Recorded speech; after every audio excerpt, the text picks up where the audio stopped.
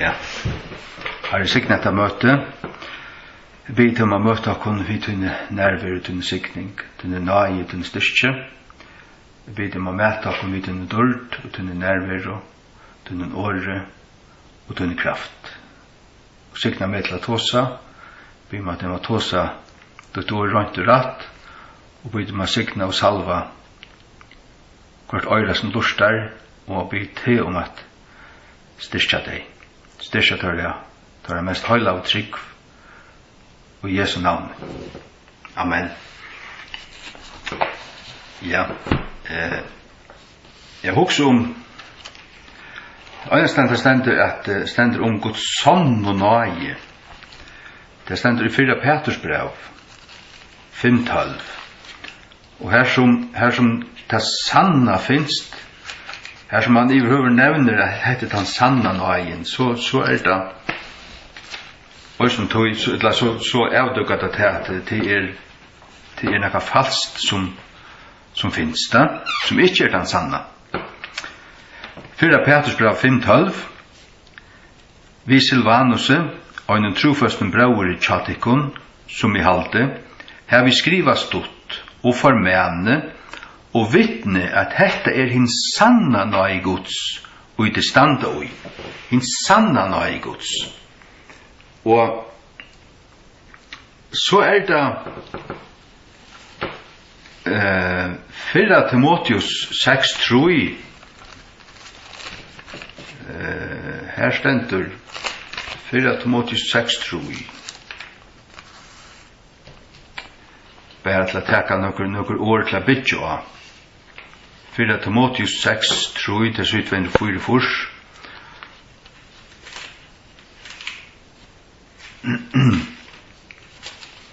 Om onkur fralær i ørvise og samtidig ikke for høylnumon åren enn ta åren vars Herre Jesu Krist og for doktrinene som samsværende godlighøyga. Altså den sanna doktrinen til læran, det vil si at den sanna nøyen, den rette læran, hun samsværende vid godlighøyga. Det vil si hun parallell vid godlighøyga. Det vil si at hun fyrir helse til godlighøyga og framløy godlighøyga, fører ikke fra godlighøyga, men samsværende vid godlighøyga. Det en doktrina, den sanna doktrinen, hon samsværende vid godlighøyga. Og Titus brev, det bare til, Titus brev 2, Titus brev 2, det er så 294, 294, Titus brev 2 fra 11, Titus 2:11, så 294.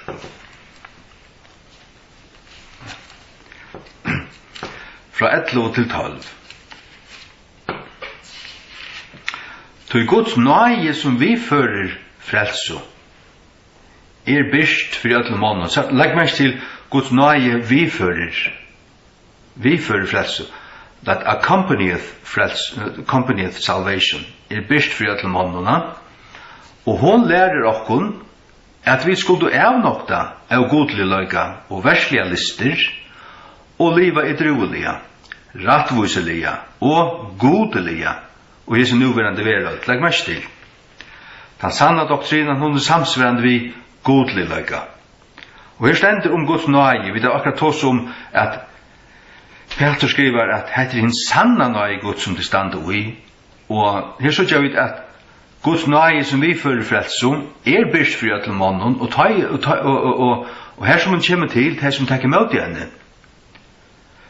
De lærer hon at de skulle avnokta av godlighøyga og verslige lister. Det vil si at her en skillnaver og et nytt liv.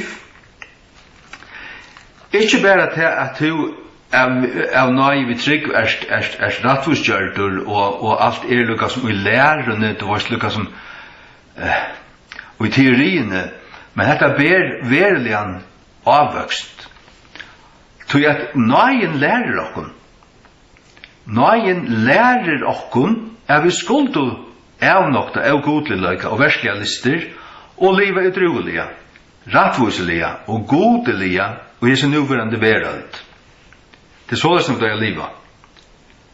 Utruliga, rattvuseliga og avnokta av godliga og versliga lister. Det er så vi kan ikke liva etter kjøten og verslige listun. Det er som heimeren bjauar og liva fyrir det og liva av godliga. Det kunne vi ikke, og det gjerra vi ikke. Sagt du, har vi fætter i Guds sånn og nøye, så lærer hun okken at liva ratt. Og liva edruelige i mån til å være drutjen av heimen så er det. Rattvuselige, i mån til å liva avrattvuselige. Og vi skulle liva godelige, i mån til å liva avgodelige. Og i sin nuvarande verald. Vantande etter en sæl og vevn, mer vi vant etter en sæl og vevn til varsta, og dord miklo byrstings. Og dord miklo byrsting hins mikla gods og frelsar av vårt Jesus Kristus. Mer vi vant etter okra sæl og vevn, til at Jesus skal byrstast. Så liva vi edruelige, rattvuselige og godelige, og i hese nuvarande verald. Og vi hatt okken ikke etter heimen og så vi ja? Ja. Halleluja. Halleluja.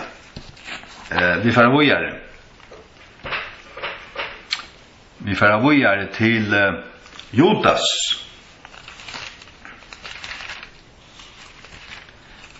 Judas fra vers 8. Det er 324.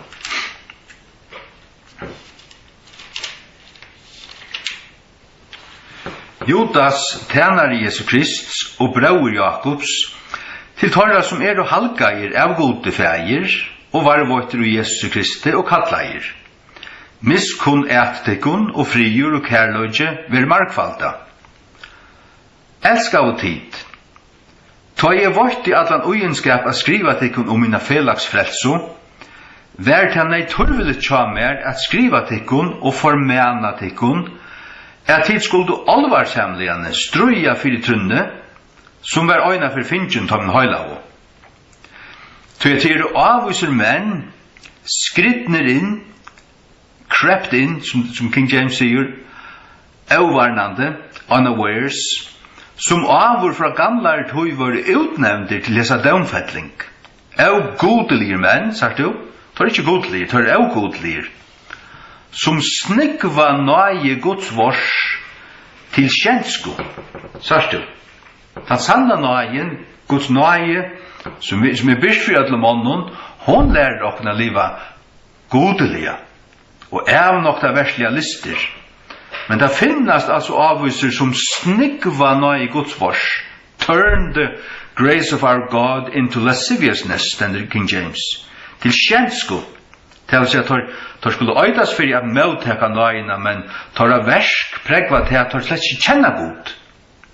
Du tar snikvane til kjensku, og nokta hin øynasta herra god, og var han herra Jesus Krist. Jeg vil tog se at det kunne i endreminning, til at hin øyna for visst du hetta, hvordan og i herren tar han i fist, tar han i frelst, folk i Udurgitalande, øyte søgjene teg som ikke tro. Han bjerget av en øtlen Udurgitalande, men så øyte han teg som knarrav og meilav og ikke ville tryggva til som han har sagt, hans åre, og som ikke ville fylle honom. Han øyte teg, og teg nådde ikke fram. Vi må være okkona, vi ikke slug som skulle øytas for at ha tidsi møte Guds nøye, men misbruka nøyena som har skalka själv for avframhaldande synd, og som kanskje avvirska ånder, nøy frelst og så videre, til å liva viverande i synd. Ta nøye vi møteka, hon øyer at lære okken at avnokta, av godliga og verslige lister og så videre, og at lære okken at, og hon gjør okken stand, og lærer okken at liva godliga, rattvuselige, høylavlige og så videre som vi løser Jan. Vi skulle lese etter 8 og 17. Hetta øyla viktigt, hetta øyla alvarsamt. Låt oss nu færa til 4 Korint 6.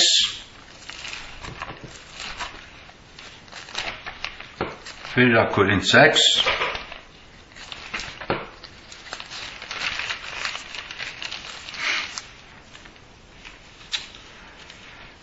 Ja, låt oss läsa från 9 till 228. Vita till ikke, at har eurat vuiso, vid lausu Janne, at hon lär okna leva rattviseliga. Men her stendur at har eurat vuiso, skulle ikke arva kongadömme Guds. Så sier han, vi ikke vittløyter. Det vil si, tid som kjenner Guds nøye, tid som og kommet inn av veien, vi ikke vittløyt.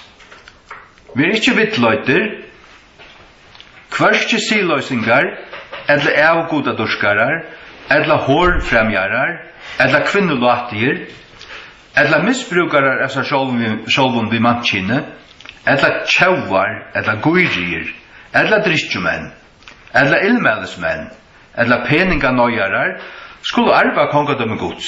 De som liva viverand i hesson tingunum, de liva ut i myrskunum. Og de ikke ui ljausunum.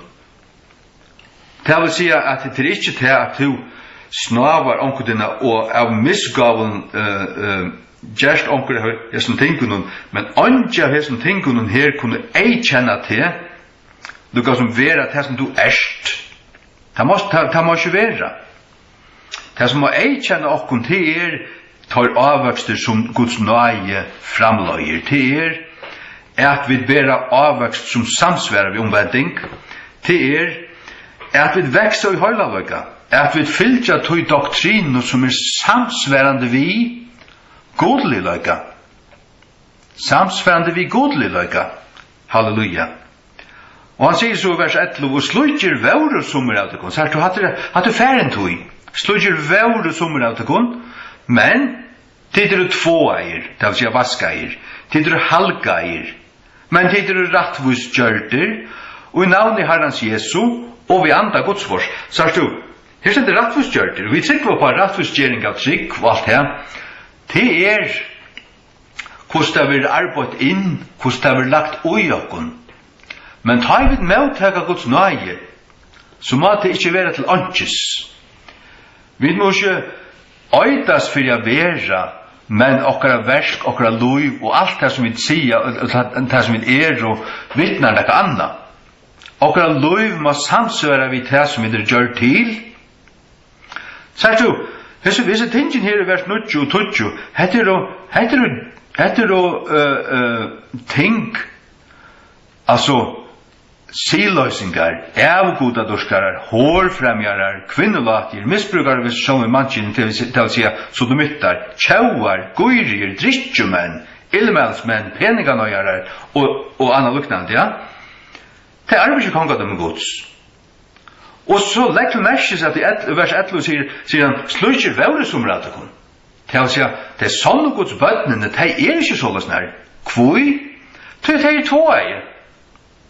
Og så er du två så er du røyner, gjør du røyner innan, og i andanon, hjertanon, samvisken og i øtlun, og du gjør du røyner innast, og innan, og i andanon, så vil det avverska til sinne, og til gjerningar, til vesen, hva du gjerst, hva du vil gjøre, og så videre. Til våre halvgeier, men til rattvusgjørter, og i navn i Herrens Jesu, og vi anda Guds vors. Og vi sier han, alt ting mer lovlig, men alt ting ikke gagnlig.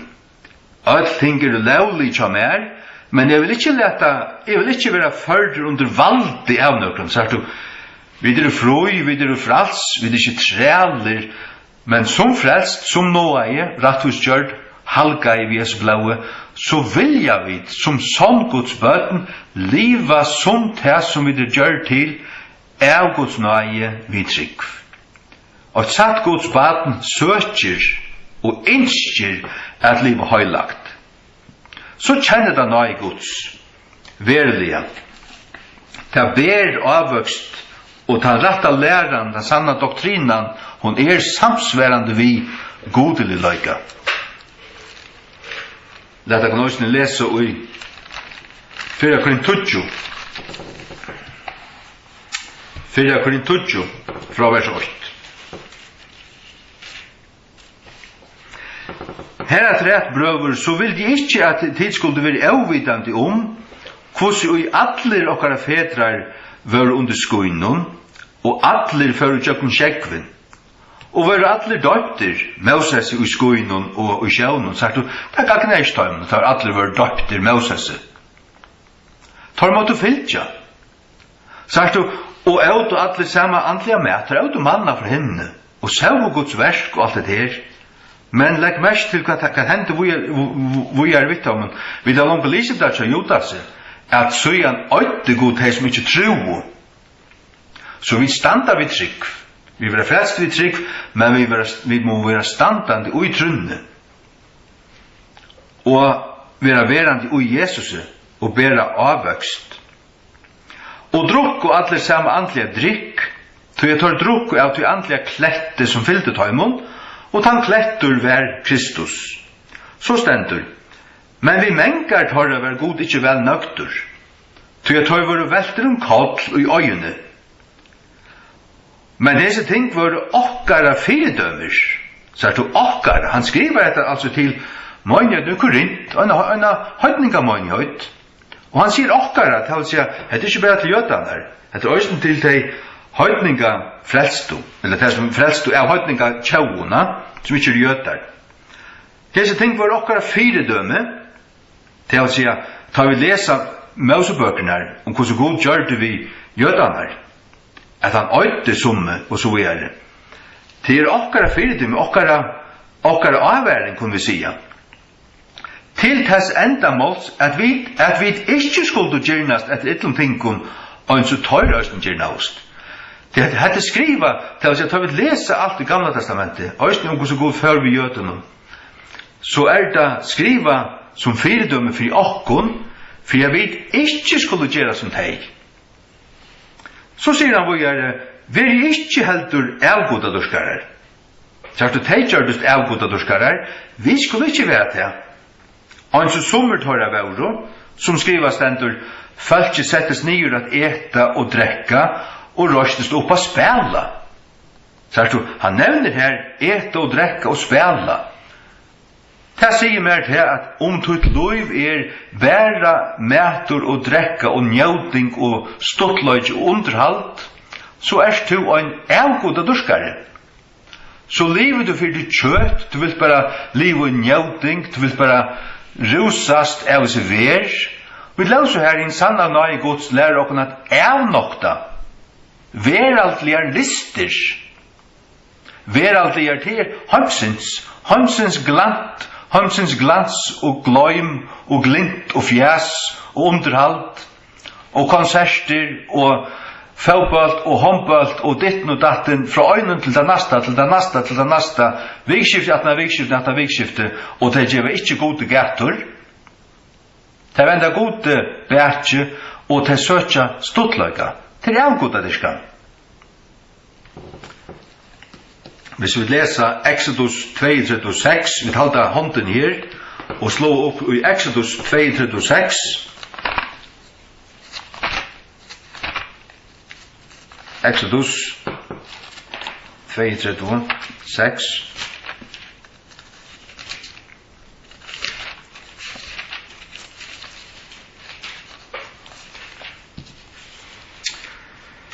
Så stendur her, og tar riso opp arla og morgenare, og offra og brenneoffer, og ført og frioffer, og folk settes nyer at eta og drekka, og røstest opp a spela. Hatt det som han vittnar til. Og at aljavar er skilt ut. Men sier du, det er offra og brenneoffer og frioffer. Og det skulle det sikkert ha øydas for at offra til Herren, og enn ta i Aron gjør det folk som gullkalven. Ta seg i Aron, hessen gullkalven er tan god som er første knut i Egyptalandet. Han ville djeva folk som en falskan god og en god, men kalla han Herren, og så skulle folk slippe at tutja seg som det vilde, liva og sus og dus, bæra for sina lister, utan att känna Herren och i sannlöka. Så står månen här, han är falskt. Och han är avgoda diskan. Han har falskt diska inte god här. Här diska är inte god. Det diska och godkolven. Og vers 6 sier, og Herren sier vi Moses, fær slettar åman, til folk tog som tog førdigt ut av Egyptalandet, heva spilt seg. Tar av vent til viks nærligan ut av venun som beithøymon, tar av gjørst seg en brattan kolv, og heva tilby han, og heva slater av fra her et, og sagt, heser vere godartøyner og Israel, som heva først ut ur Egyptalandet. Sørst du, men det var Herren som bjergadømmen. Men det tålte ikke Herren, det ville ikke fyllt til Herren av sånn høylun hjerta. Det ville hava tingene etter søgnen premissun. Og ankerstedet i Østene minner meg at Aaron kallet i gudskolven for Herren. Sikkert en skandale, ha? Så hadde tar i folk for å spittla ta høyleia, spittla trunna og hava en falska trygg, ta det egentlig avgoda durskan. Vi fer atter til 4:20. Vi leser fra vers 8. Lät om og ikke heldur fremja siløyser til driva hår, og som sommer tåra framtå, og fotlo i øynene det i 23.000, så at du vid kunne ikke som Guds folk liva og i siløyser. Og fettla vi ut her og akkurat av skoj at vi fettla i akkurat slugga sint så må vi vende og vi må verilig møyna det og be Herren røynsakon og venda nøsene fra deg, flutja fra deg og ikke gjøre det atter, ikke atlakunda iverhøver. Hvor er det? Lät om okkur ikke heldur frøsta Krist og en som sommertar av oss frøsta og var øyder av høggarmen til å si frøsta til å tirra, provokera. Vers 20. Knarri ikke heldur og en som sommertar av oss knarra og var øyder av øyaranon.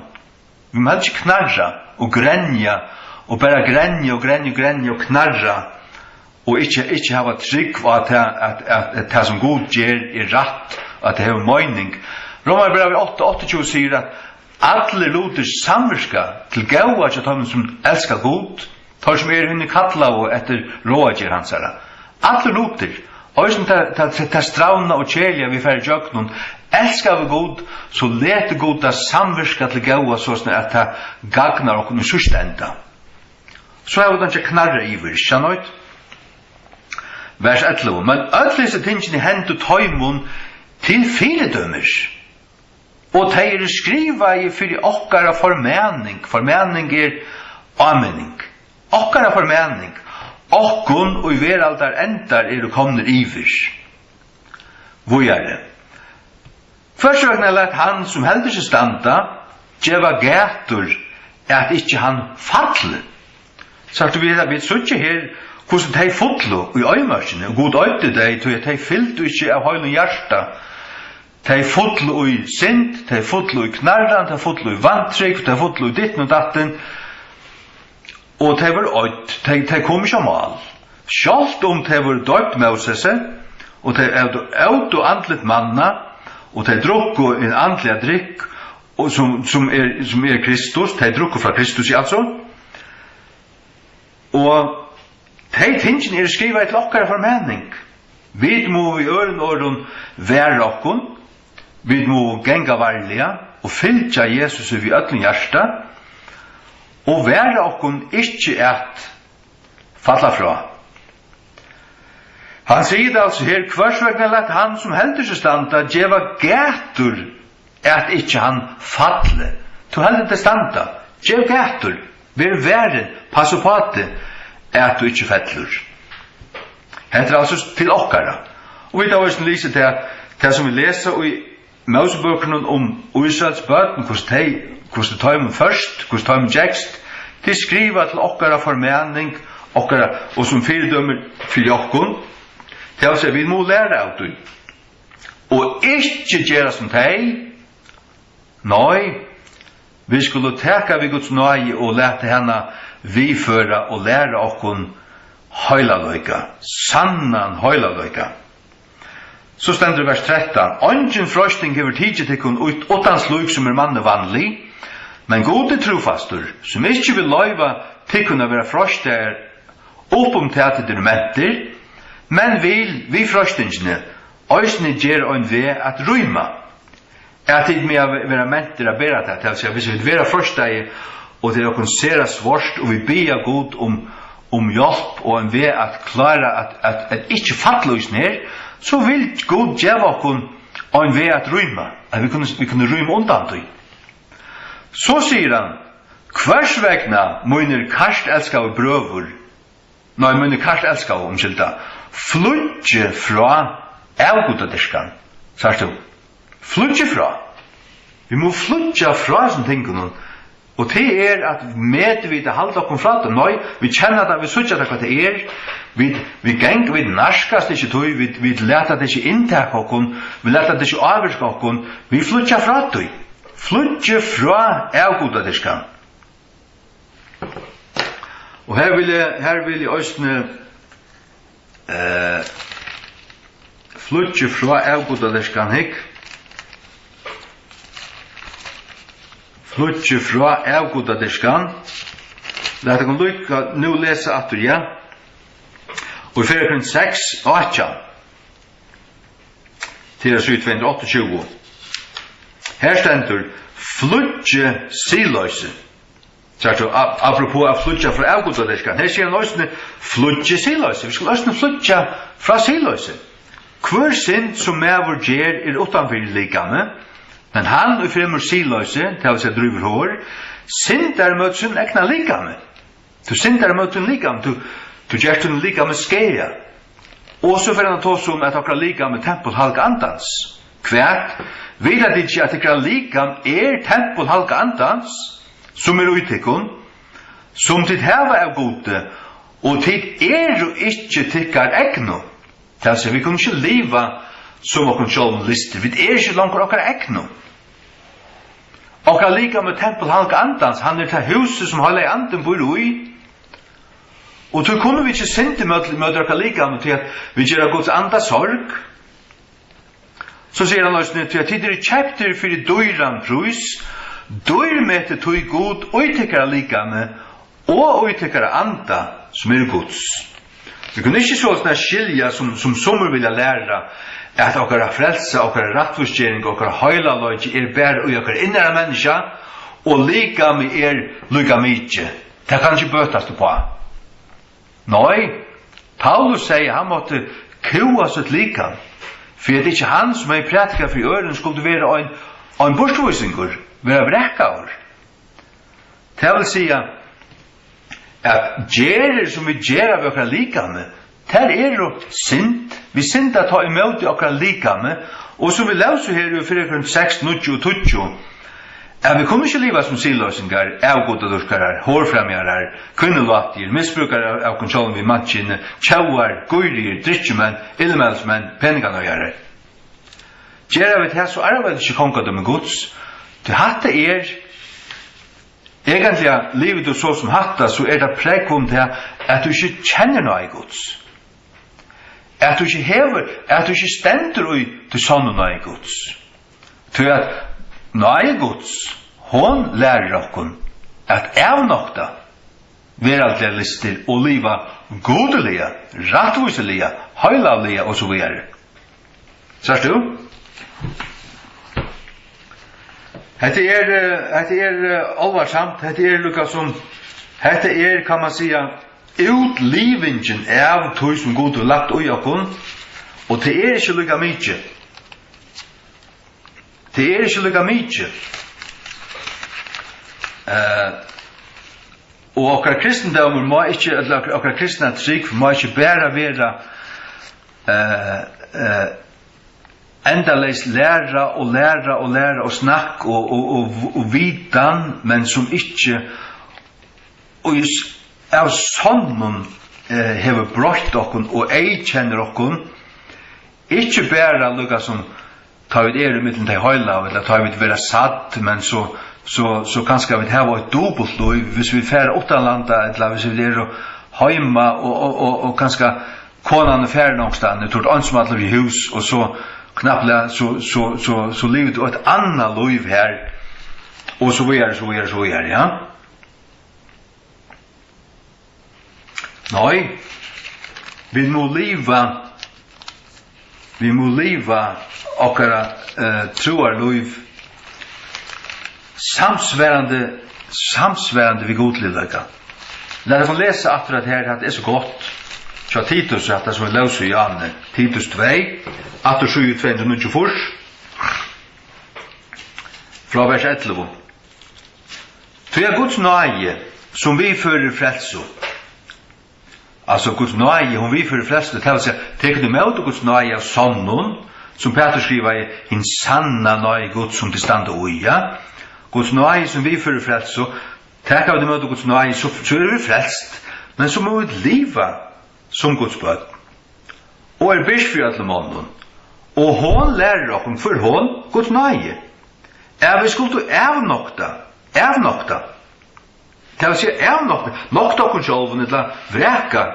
Stand imot det, evnokta. Godlig løyga og veradlige eller verslige lister.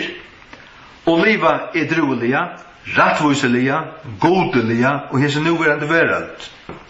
Vantandi etter inn selvvevn og dårdmiklo byrstings hins mikla Guds og frelsar av vårt Jesus Kristus, som gav seg sjálvan fyrir okkun, så at han måtte endeløse okkun fra allare misgjer og skurga seg sjálvan og ser egi folk, legg meg ikke til, vannlete gauversk. Sars du, vi skurgai. Jesus gav seg sjálvan fyrir okkun, og han endeløste okkun fra allare misgjer, og han skurga i seg sjálvan og ser egi folk, a peculiar people, men så stendur at de vannleten gauversk. Vi som kjenner Guds nøye, vi som halgaie og rattvusgjørt, vi liva edrolige, rattvuselige, godelige, men vi vant etter hinne selvevevn. Og vi vannleten gauversk, vers 14 natur. Vi vannleten, vi tar et vannlete gauversk, vi vilja liva ratt og høylagt og rattvuselige. Hvordan lever man rattvuselige? Jo, man elskar rattvuse, man kjenner ratt fra rongun, og man vil ikke gjøre euratvuse. Euratvuse er synd, man vil ikke leve i synd, man vil ikke likva, man vil ikke stjæla, man vil ikke svujja, man vil ikke gjeva et lyfti og ikke halta det.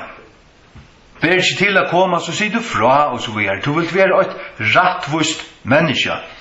Ikke tog at du søker å være rattvust gjør vi verskun, I behøver ikke. Du vet at du rattvust gjør av Guds nøye, og til Jesu fullgjørda versk, men det som lagt inn i det som bor i til den anda, til ditt vesen, til hvor du og du vil liva samsværande. Du vil liva samsværande.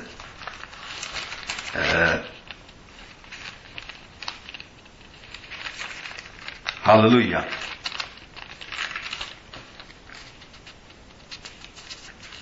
Takk og lov. Og som det stender også at vi skulle arbeide ut okkar egn og frelse. Filippe brev 2, 12. Her i King James årada sier det så rett. Det ikke til at arbeide på okkar frelse. Ongen arbeide på sine frelse. Du frelstor, vi trygg, og så livet du samsværende. Det at arbeide ut det som lagt ute. God legger det ute. God rønsa det, god halka det. Men så livet du samsværende, ja. Filippensaren 2, 12. Hvers vegna munir elskavo, så dit alltid hava lust til akta, ikke best ui munir tjaveru, men nu mykje meira ui munir fraveru. ta arbeid ut til hver egnu frelso, vi øtta og bivan. Arbeid ut, work out. At arbeid ut til at liva det ut. At liva samsværende som det som vi gjør til av nøye vi trygg. For det god som virkar utikon. Begge at vilja og at gjera av sånne gau at hokka. Men her det akkurat vilja må òsne bodjast, og vi må vilja det som god vil. Hvis vi mot resen, og avlugin, og vantryggvande, og gengu akkurat kjøte, så vi ikke gau godsbød. Så vi ikke, så kan det være god kan lukka som være avnøgter vi okkon. Og så kan det også være til at vi færa borste fra gode. Det må ikke hente. At vi som halda kun standa skulle fatle. Vi må ikke fatle. Nei, vi må standa. Legg merke til alt det her som vi løser her i 4 Korint 12. Hese tingen som hendet til det var skrivet til okkara formening. Og her sier han så, hvarsakene lett han som heldig seg standa, djeva gætur, at ikkje han fatle. Han sier etter det at du ikke fettler. Og på en måte, jo, vi har for å gjøre det som tingen som de gjør du. Liva i avgodederskan, fatle i siløyse. Og så du, det at du ångte av avgodene kan være snavavur, men venter du og bønar god og nøye, og være vaskavur, og kommer inn at du ljøse, og gonger rettvises, og gonger etter venon. Men så det vaskavur, så det tryggur. Men du kan ikke liva vidværende som en drikkjumævur, en lignare, en tjauvur, en hårdrøyvare, og ditt og datten, og bare liva til, og sia, allukka av nøyna frelstur. Det du iverhøver ikke. Lett ånga snuta det. Vi ikke vittløyder, skriva i Paulus til Korintmenn. Lett ånga vittløyder det kun. Det som liva så, arva ikke kongadom Guds. Arva ikke kongadom Guds. Og så du, til øyne for at høy, hvis du god sannførde viser nåre, og han taler til den, og du føler det, hva skal man sige, sannførdan, du føler det avkladdan, avdugajan, og du kommer sindan ei, så er det godt, færdig gods vid hun sind, og bøygte for honom, og gjata til, og vende om, og kom atter inn av lufsens ved, sannlagans ved, og kom atter inn i Guds sanne nøye, tan sanna nøyen. 4 Korint 6, tror jeg. Talde ikke vi til å lyse til. 4 Korint 6, tror jeg.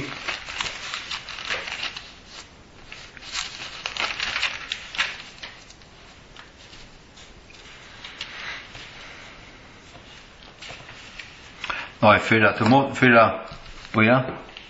Nei, jo 4 Korint, nei, 17 Korint 6, 8, unnskyld da. 17 Korint 6, 8. Hikk. 17 Korint 6, 8. Vi som verska menn saman vi hånden, bøna til kun ta øysene, at det ikke teka i møte Guds nøye til ønskjes. Ikke teka i møte Guds nøye til ønskjes. Til som kjenner Guds nøye, lett ikke være til ønskjes. Ber avvøkst og liv og Jesus. Liv og Guds nøye. Halleluja. Ja. Og liv ui Jesus, ver verande ui honom, ver verande tja honom. Halleluja. 4 Korint, Johannes 15, til 784. Jeg har alltid tævert av sørste over å lese. Johannes 15. Jeg det sanna vintrægi, og fægir mun vingars med vorin. Hverja grøyn og mer, som ikke ber frukt, teker han borstur. Og hverja grøyn som ber frukt, henne rønskar han, for at hun skal bæra fram møyre frukt. Nå det til røyner i jøkken året som jeg har tala tikkun. Vær og mer, og er og tikkun. Og så grøynen ikke kan bæra frukt av seg sjølvare, utan hon vil verande i vintrenon, ikke heldur kunne tid, utan tid vil verande i mer. Så det to og Jesus, det ikke to og møgnhøyden. Jeg sier at det ikke to og møgnhøyden, eller to og pastoren, eller to og nekkar annar, det to og Jesus. To en grøyn i hånden, han blir være verande i sær. Du skal kjenne Jesus personlig. Vintreie, tider og grøynene. Han verer i mer, og i hånden, hin samme ber fram nekva frukt. Hvis du verer i Jesus, stutt og støvut, dag og daglig, kjenner han, og du vet at en grøyn, hun får sånn saft, hun får saft fra stammene, og alt annet hun en grøyn som i stammene. Stammen frusk? Ja, men Jesus fruskur. Heldur du det tatt at honom, så får du saft fra honom, og så vekser frukter av tær. Det gjør det. Han verer mer og i honom, hin samme ber fram nekva frukt, til at utan meg kunne ditt ikke gjøre. Så sier han så alvarsamlega i vers 6, nekkar ikke vil verande i mer, og å være verande til du var ikke at hvis akkurat ikke vil verande, så det øyne, så det veldig øyne for, men det ble ikke vi, det bare jo, det stekker jeg. Det var ikke verande, men det øyne for verre. Nekkar ikke vil verande i mer, så vil han kasta over fram som en grøyn, og følnast, og menn savnat her, og kastat her inn i elden, og til å være brent der. Tid vil verande i mer, og munn i år, vil verande i tikkun, skulle ditt ombya hva ditt vilja, og det skal være gjørst tikkun. Alvarsamt, vi må være verande i Jesus, kjenne han, og være i honom, være verande i honom, inntil okra sørsta det, og Jesu navnet.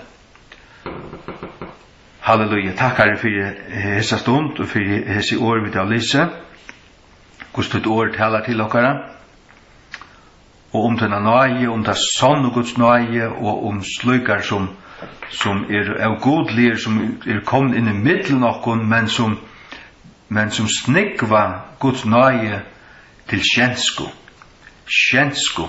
liva av godlige, men kalla seg etter tunne navne, men tar av versk, tar av loiv, samsvær slett ikke.